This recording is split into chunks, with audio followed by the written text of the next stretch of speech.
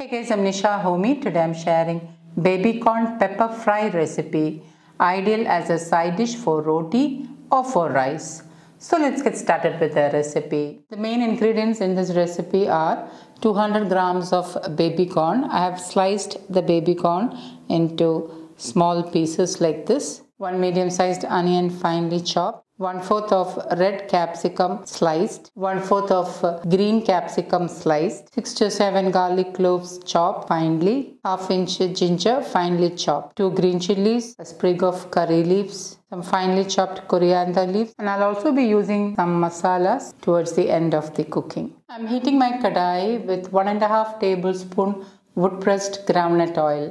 Instead of wood pressed groundnut oil, you can use any locally sourced wood pressed oil of your choice. Once the oil is heated, I'm adding in 1/2 teaspoon mustard seeds, and once the mustard seeds splutter, add in 1/4 teaspoon jeera, also known as cumin seeds. And once the jeera splutters, add in the chopped garlic cloves, chopped ginger, give it a stir, and allow the garlic and ginger to turn light golden brown in color. Once the ginger and garlic starts to turn light golden brown in color, add in the chopped onion, give it a good stir. I'm adding in 2 green chilies. I have just slit the green chilies halfway through. 1/2 teaspoon sea salt or as needed. Give it a stir and saute the onion until it is transparent or light pink in color. And once the onion starts to turn transparent or light pink in color, add in the sliced baby corns.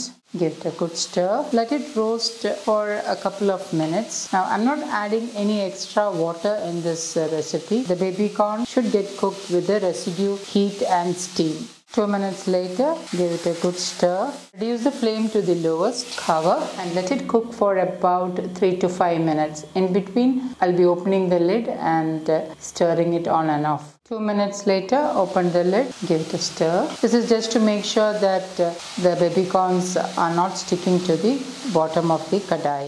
Cover and let it cook for another 3 minutes on low flame. Another 2 minutes later, open the lid, give it a stir, and let it cook for another 1 minute. About a minute later, open the lid, give it a good stir, and now I'm going to add one of the main spice in this recipe, which is freshly ground black pepper powder. Adding in 1 teaspoon of freshly ground black pepper powder, sliced red capsicum, green capsicum. And now give this all a good mix. And once it is nicely mixed, I'm adding in some curry leaves. I'm just stirring the curry leaves and adding in so that the flavors are released. Give it a stir.